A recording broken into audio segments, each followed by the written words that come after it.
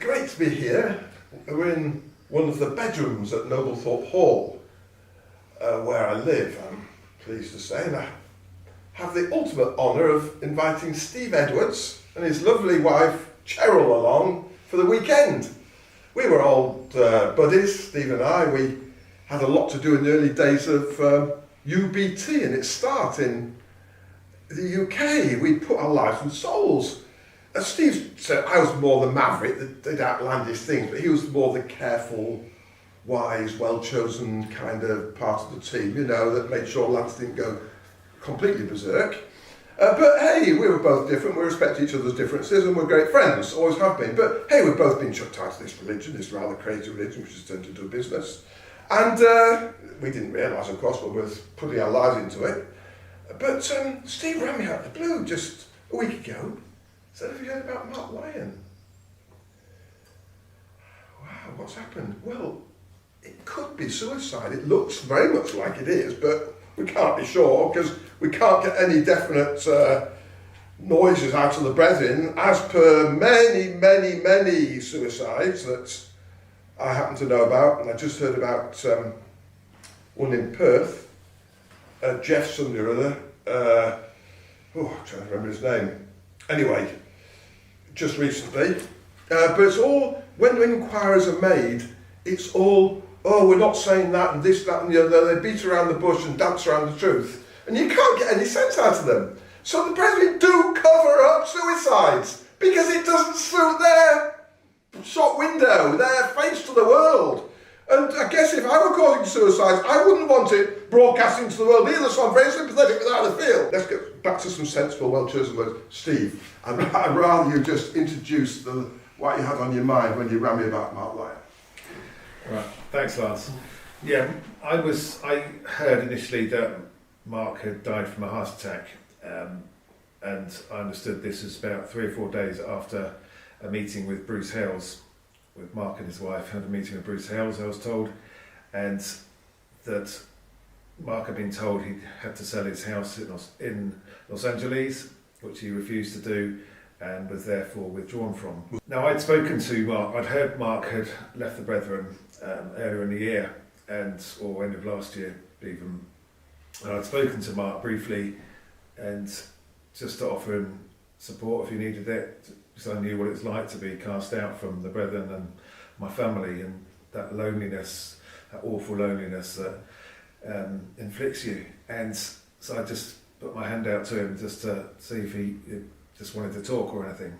Anyway, I then heard this about Mark, and to me it seemed that he'd hit a T-junction in his life where he just couldn't any longer cope with living within the intolerable controls of the brethren, but he couldn't live without his family and not in the brethren, and he had no choice. It was either he hit a very dark place, or the stress of all this, the pressure on him was just too much, and he had a heart attack. I'd known Mark for a long time. We were the same age, we were contemporaries, and he'd asked me to preach at his local room years ago, and I went to his house afterwards. His family came to our house not very long before I was chucked out, so we knew him quite well. Mark had built a very successful business. He was his own man. He didn't mix hugely with a lot of the brethren, and so I guess people had reservations about him, but he was a lovely guy. He had a great family, and he was a committed practicing Christian, and he had a great life, a lot ahead of him. He had a lot to give, and yet his life was finished so early. I found it a tragedy, and I found it extremely upsetting. That's really where I'm at. Well, and I think Steve and I can speak with conviction and real experience of what it's like when you get the wrong side of Bruce Hales. You expect understanding, kindness, compassion, love, all the healing beauties of Christianity is brought to bear when you feel at your worst. But when you find there's predatorship and people are out to catch you out, following you with surveillance systems, private investigators, they know you're going to fail. I mean, you lose your wife for 38 years, you lose your business, you have your finances frozen, you lose your whole social circle, you lose your religion. That is at least half, if not 2/3 of your complete life.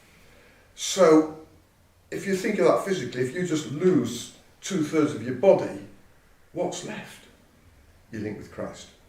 So Steve and I, we wobbled, and anyone wobbles, and Mark wobbled, and I'm worried that he wobbled just that bit more than Steve and me. We could have wobbled that far. I'm feeling utterly sympathetic and empathetic with what Mark was going through. So I just plead with the brethren, and Steve was local in Reading, same localities. I mean, Harrow is a wonderful locality. It's arbitrarily closed down, like so many places, Spain, Hamburg, by Bruce Hales, because they weren't making enough money. I don't know whether he wanted the money for the Harrow site, I'm not sure, but Steve would know more about that than me. But I'm worried that money is leading the brethren. And why? Well, money begets power. The more money you've got, more position you get, the more you advance. So it's very, very stimulating to be very, very successful. Because if you're a successful businessman, you're regarded as being the ultimate expert in all aspects of life, so people come to you and you're like a priest. So the priests are generally businessmen, and they're taught to be ruthless, and they're ruthless with members and cast them out and chuck them out as though they're Paul the Apostle, got the Paul the Apostle and use 1 Corinthians 5 and all that stuff, instead of Galatians 6:1, considering thyself, lest thou also art tempted. Now, good Christians would never treat anybody other than how they'd want to be treated themselves. So, if they're on a different plateau and meting out punishment and destruction and torture, psychological torture, modern day slavery I call it, they won't get away with killing us, so they do it, kill your mind. Sorry, that's a bit extreme, Steve will put me right if I said anything wrong. But psychological torture, I think, is the slavery of today. And I've said before and I've said again, before I go under, I want it to be outlawed, cultism to be outlawed, and Christ to be enshrined in the hearts of men, women and children, because it's only by link with Christ, and Steve would say the same, although we're not taking high ground at all, sinners saved by grace, but Christ is the reason that we've come through. And that positivity, that attitude that Steve and I have stood for, despite all, wins in the end. It's not, if you're adulating a man called Bruce Hales, calamity is about to come. Sorry, you put your faith in Christ, not a man. Sorry, Steve, I've gone on a bit long, but please correct anything I said that's wrong. No, that's great, Lance. Thanks very much. Mark's father, Arthur Lyon, was a wonderful preacher. He took 3-day meetings during the difficult, choppy days after Aberdeen in the early 70s. And amazingly, and this is tribute to the religion, despite the fact that Simonton was in charge and exterminating people from the religion, good people we really respected, like the father and others. I could give you a whole host of names, people we loved. Frank Fowler, Bushnell, Norman Bushnell, Leonard Baker, lovely man, a fervent preacher. Norgrove from New York. Billy Peterson. Oh, I just have fond memories of these wonderful ministers who used to preach Christ so attractively. Personalities were around until Simonton came in. Nevertheless, Simonton was, let's stick up for him a bit. He was ruthless, he was a butcher, but he didn't pretend to be anything else. At least he was fearful, and he would say, "Yarr." But with the current leader, you don't know what you're up to with him. But anyway, so I respect Soundton more than Bruce Hales. Just to be honest, and Steve may correct me, he may disagree with me, what's fine. We're not here to be in any mutual admiration society, agreeing with each other just for the sake of peace and unity, but the whole thing, so despite the whole religion being crazy to the outside world, Arthur Lyon converted me soon after I left home. And he actually, amazing enough, I went to a 3A meeting in Hull, I think it was September 72. My father was withdrawn from at the beginning of the month, and my mother later in the month, for going to see Angus Clapham in Manchester in desperation. But I got converted, I think at the end of the month, September. I was living with Harry Marrison at the time, having left home. And Arthur Lyon was preaching, he took 3-day meetings. He actually got me giving an address at the age of 16. First set after John Stevens, if you remember him, Glassy. It was all about feeling our need of Christ. Cut out all the trappings, cut out all the fancy stuff, all this big teaching and talk about this. A simple question was, do you feel in need of Christ? And he preached in the little room after the 3-day meetings, and that's where I was soundly converted. And I went back to my local shop and paid the money back for the sweets I'd sold them. And that's a principle. If you're converted, there's something tangible. You actually change to the point where you do something which proves that you actually, I mean, it takes a bit of guts, doesn't it? When you're a kid, hardly any money. You go back to a shopkeeper and you say, sorry, I've stolen some money, here's it back. That's another story. So I was converted soundly by Arthur Lyon. Now, I always held him dear. And but then towards the end of his life, like I was at Gloucester, I don't know if you were there, Steve, but there was some fellowship meetings where John Hales, I think about 93, when he was fairly early on the scenes. And Arthur Lyon was relegated to the second row. And I was quite upset because he brought me to Christ. Whereas Steve Hales, he looked like I thought he was the coach driver. He had long, wavy hair, quite, right for a laugh. He was on the front row. So the Haleses were really coming to the fore. I met Jesse on the Wickham site. Your father was running the site, and we were going to build our room in Leeds, which led to us having confidence to build our site, and where Jet had his accident, which is another story I want to go over, because the 24th anniversary of his accident is later this month. That was quite a big occasion in the history of the Brethren.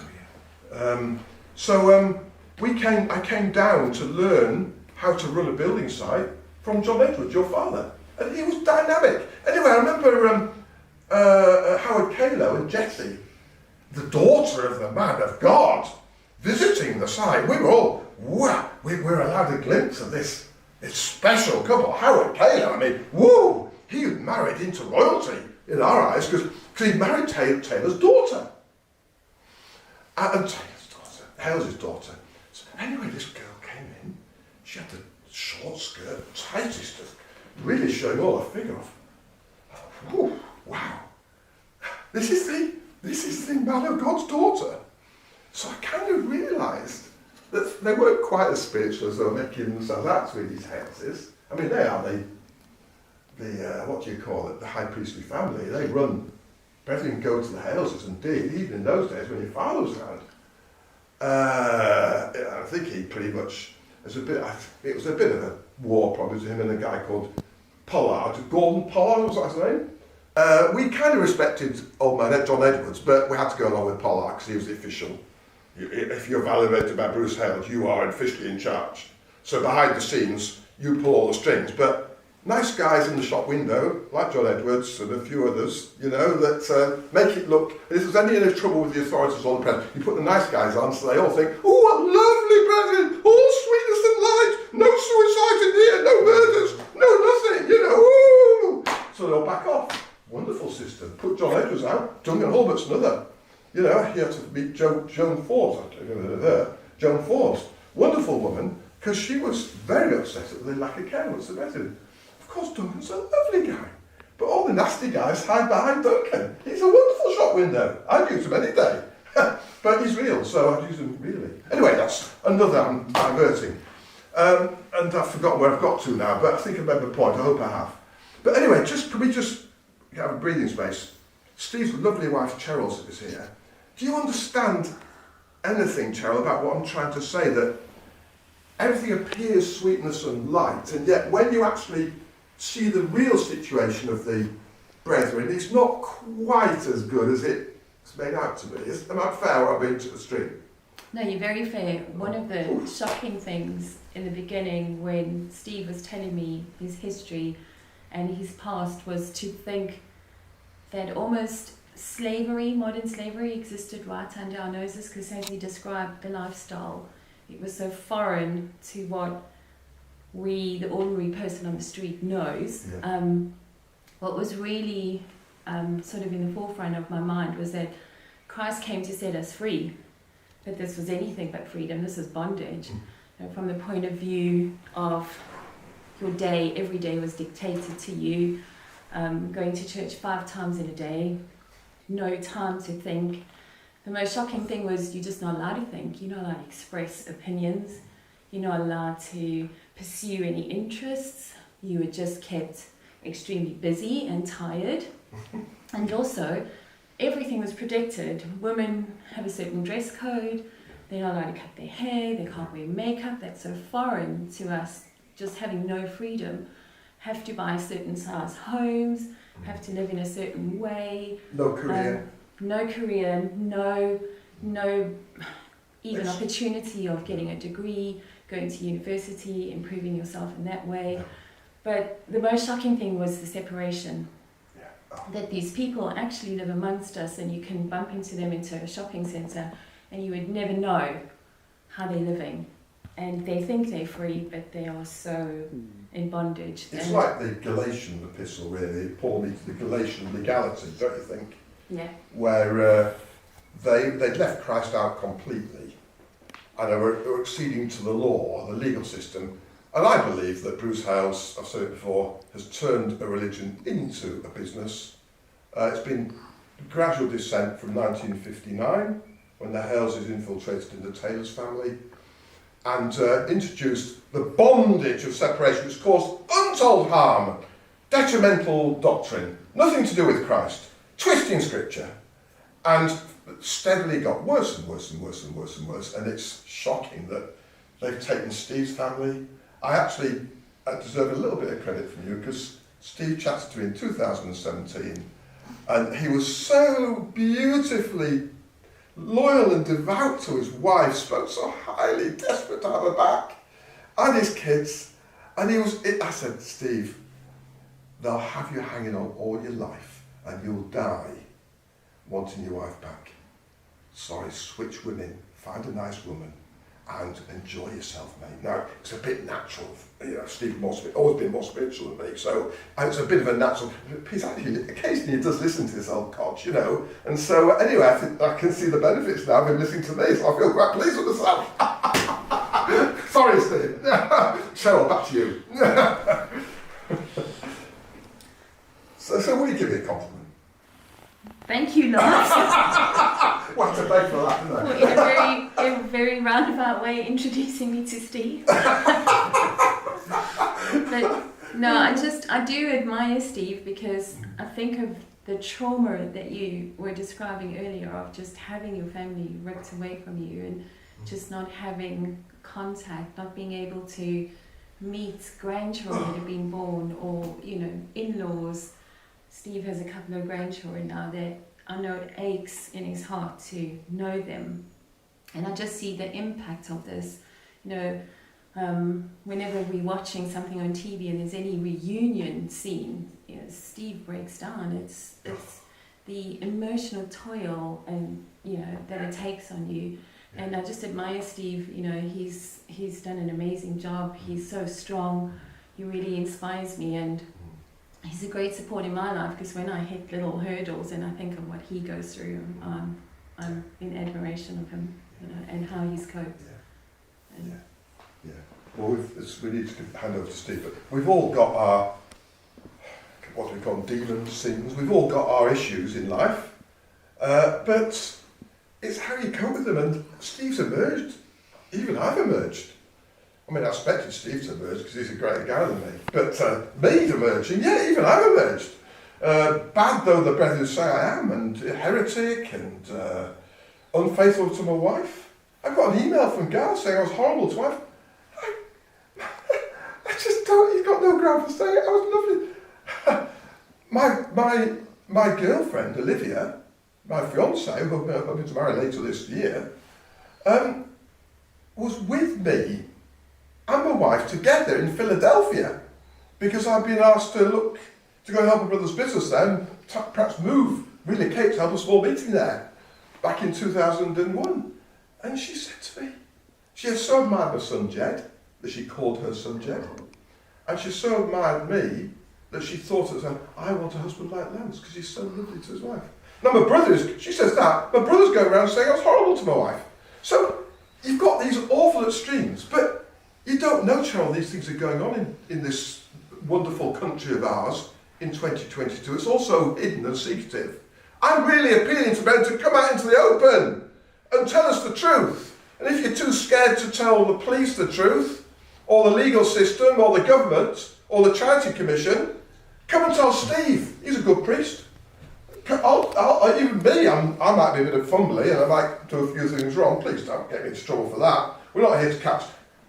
I might make a mistake. Well, PL used to say, Percy Lyon is related to Arthur Lyon and Mark.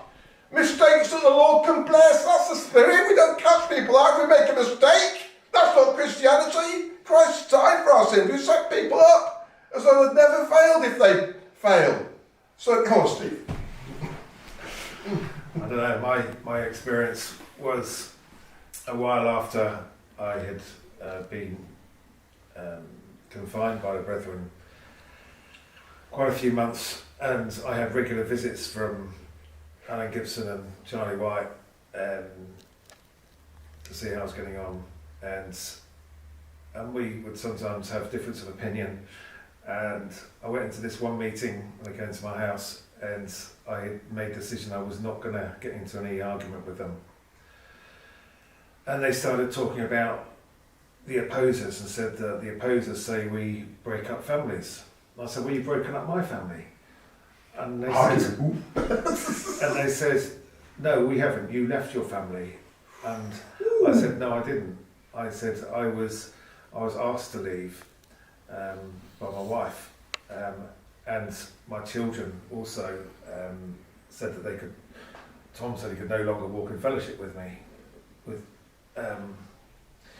and I said to these two guys, I said, I have done nothing that I should be withdrawn from for. I've done nothing wrong that I should be withdrawn from for. And I don't mean I'm sinless or anything remotely like that. I've made mistakes and I've fell way short, but there's nothing that I'd done around then that I should have been confined for. And I told them, I said, I only told the truth. Yes, I had spoken to people outside of the brethren in authority. I had corrected misconceptions, and I had been truthful about certain things, but I had not undermined the brethren, and I only told the truth. And ultimately, I was withdrawn from for attending a different church. That was my ultimate sin, for which I can no longer have any real tangible contact with my family. I've got, I believe, 4 children-in-law, 3 daughters and 1 son-in-law, and I've got more grandchildren than I know about. It is tragic, it's cruel, it's thoroughly unchristian, I believe, ungodly, unchristlike. And the brethren, I love the brethren, but I abhor the system, and that's really all I've got to say. I've just remembered the name of the brother from, the poor brother from Perth, Australia's Jeff Flintoff.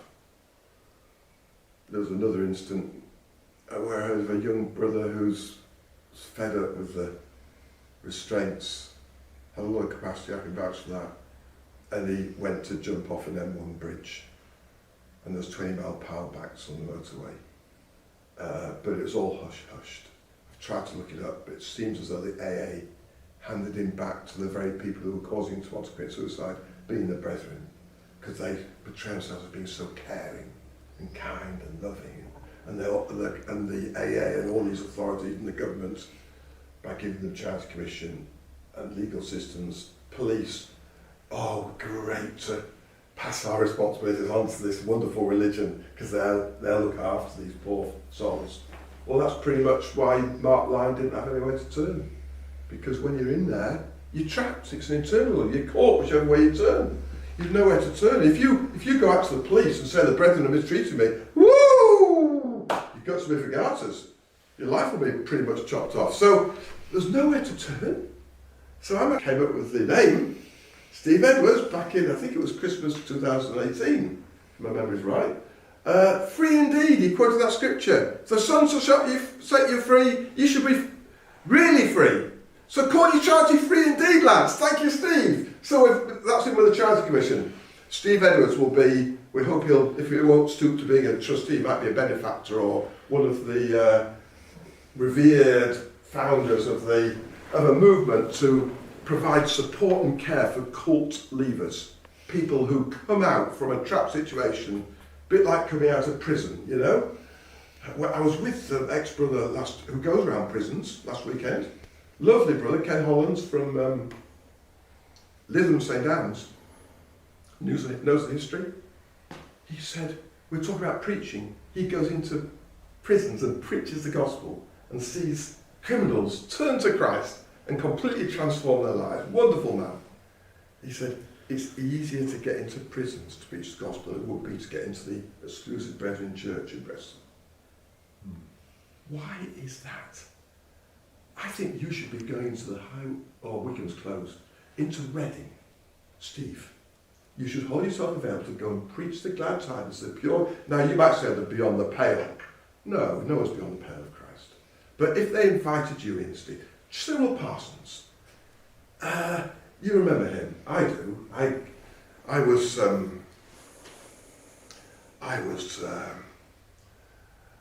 at a bit of a pantomime show, the Sydney Care Meeting in September 2015. After I'd been rebuked by Bruce Hales in the Leeds Assembly, I went on to Wollongong for a reading, and I sat next to one to Bruce Hales in the reading the next day.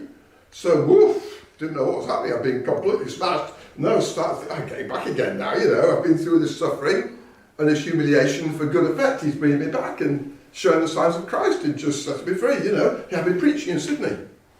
Anyway, this care meeting the day before, I was sat next to Gareth Hales very deliberately, and I got chatting to him. And I said something which is really typically slicky brethren and stuff. It's what's wrong. Gareth said, what's wrong, lads, in the UK? You know, what's good? Oh, I said, we need the sunshine of your father's ministry. That shows how devout it was. He said, well, invite some people across there. So I literally felt really privileged when Cyril Parsons phoned me. I was doing a walk. I did a lot of walking the day, out with my wife. He said, what names? Have you got any names for the list? So, you know, I felt, whoa, you know, really getting somewhere. So I quoted a few controversial names like John Caruth, who was a wonderful preacher in his day. We all loved him. Not everyone perhaps, but and I remember when he preached, the babies stopped crying, the children stopped chattering, because he just spoke about pillowing your head on the finished work of Christ. It's so sweet, and all the beautiful overtures of divine grace. To get back to my story, the reason I mentioned Cyril Parsons was that he was local, be a very responsible brother in the Reading meeting, local with Mark Lyon. So he needs to be very honest with himself, honest with his local brethren, honest with people that he's had a part in excommunicating, like Steve Edwards, and myself. Last time I saw Cyril was in fellowship meetings with Graham White in Leeds in December Christmas Day, I think it was, 2015. And I said to him, there are outstanding matters. Yes. He's not done anything, he's not heard from him since. So he owes me a phone call, does Cyril Parsons. And I would love to have a heart-to-heart with him about Mark Lyon. I will treat Cyril with respect. My story about Gareth Hales and the Sydney Care meeting was coming round to the fact that I had to relate to Cyril in suggesting the names that went on the November group in 2015 to Sydney to hear Bruce Hales. And I put some of the guys, Duncan Allen from Preston got on the list, for instance. A great guy, top guy. He should be leading in Preston in my book, you know, rather than, I'm not sure whether it's Sam White or Eddie Fishwick's the man these days. He's got some story about the colour of John Hales' shoes or socks or something, which shot him to fame.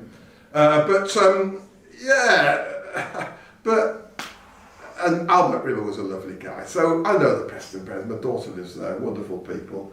Duncan Allen is the man. He shows a calm spirit. He's had a lot on in his life, and he's not a hierarchy. He's not a licker. He's just a decent, run-of-the-mill, good, solid Christian. And he's got a great son called Clive, who I have a bit to do with as well, by the way. But I'm getting on a tangent again now. My point is that Cyril needs to contact me, and the brethren need to understand that I put names on that list. But Cyril made it very clear we have to bow to Mr. Hales and Dean Hales. The names that they want people like Graham Rayner there. And if they want Graham Rayner there, Graham Rayner's got to be there. You've got to understand that, Lance. So Cyril's very much calling the party line, and that's how he keeps his position, by being a good Hales man. And that shouldn't be the criteria for being a leading man in fellowship. It should be your love for Christ. So I want to see your love for Mark Lyon and his dear wife Ros and those 9 children of his, Mr. Cyril. I'm not saying that in a threatening way, it's because I've got respect for you. I want everyone to understand I'm going to this trouble because I respect the Lyons. I worked with Chris Lyon at Moorplan. I helped him start his business, Signet Seals. I worked with his sons. I used to go to his business when he went away to meetings and man it for him. I was very close to Chris. The Lord took him just at the time I went on my first trip to Australia, when I was 40 odd, my first big trip. I went to him on the way out on the plane. I was caring for Ray Henry from Brighton on that trip, and he was taken ill on the way. I love the whole, Lyons were caring people, lovely people. My cousin David Glover came the wrong side of our line, but that's okay, I understand the reasons. Lyons were top notch, and Percy Lyon was one of the best ministers in recent history of the Brethren. My father loved him. He loved Percy Lyon from when he came into fellowship at the age of 17 in 1950, right through to when he died. I remember my father saying when the flags were at half-mast on the Lord's Day that Percy Lyon was taken in France, he said, that's because Percy Lyon has been taken. He was a wonderful man, unorthodox. You never knew quite what he was going to say next. Like he said, royalty paying gold coin and don't ask for change. That's the spirit the brethren need, not this ruthless screwing people into the ground touch. And so, the Lyons are connected to royalty. The Bowes Lyons, Queen Mother, yes. And the Lyons were so humble that they knocked the Bowes out so that they weren't connected to royalty. It has no place in the things of God. On that basis, I'll just tell you that the room we're in was once Edward VIII once slept in here, according to what I picked up from the previous owners, after he was abdicated. And we're actually, my mother's, through our mother in Wigmore Castle, we can connect ourselves back to King Edward III. Well, so what? You know, I'm only Lex Christie, Steve's Edwards. So, we don't take any high ground from that because we love Christ. He's our man. But hey, it's interesting, isn't it, that Hales picks on people who are a threat, whether it's because of royalty or because they don't do everything he says, or because they're brilliant at business like Mark Lyon was. His father was brilliant in the church, but Mark must have seen how his father fell towards the end of his life, so he thought, well, it's safe to make money. Then of course Hell's thwarted him in that, just like he thwarted his father in pursuing his, you might say, his religious career. So, not that he was religious, but I mean, he taught me, he got Christ. So there we are. I just want to say that this is, I'm deadly serious here, as is Steve. This matter needs close investigation. And the brethren, and especially those in position like Cyril, my brother, Garth, Wileys, Turners, all these people that lead in the brethren, Hazels, Woodcocks, how long do we go on, Steve? They need investigation. Have they been cruel? Have they treated others how they want to be treated themselves? Were they honest in their presentation to the Charity Commission? Or were they wasting Parliament's time? They were thrusting, as I see it, thrusting separation onto the British public so that the taxpayers support an organisation that exterminates people and separates from them because they're saying that they're not worthy of their fellowship. It's a mightier than thou. It's very pharisaical. Are we right to be supporting such religions, cults, and when they say, oh, we're not a cult, they just don't know what cults are then. Implore every brother in the PBCC, every sister, every child that goes to school, look up cults and find out whether any of the features mark brethren, and if the cap fits, wear it. Open up to the truth. Nobody should ever bribe anyone into changing their story. Nobody should ever be violent. No one led by the Spirit of God would ever be violent, would ever hurt anybody. If I'm hurting somebody by being truthful and speaking the truth and exposing what I see as evil and darkness, I apologise for that, but it's just a necessary step towards forgiveness.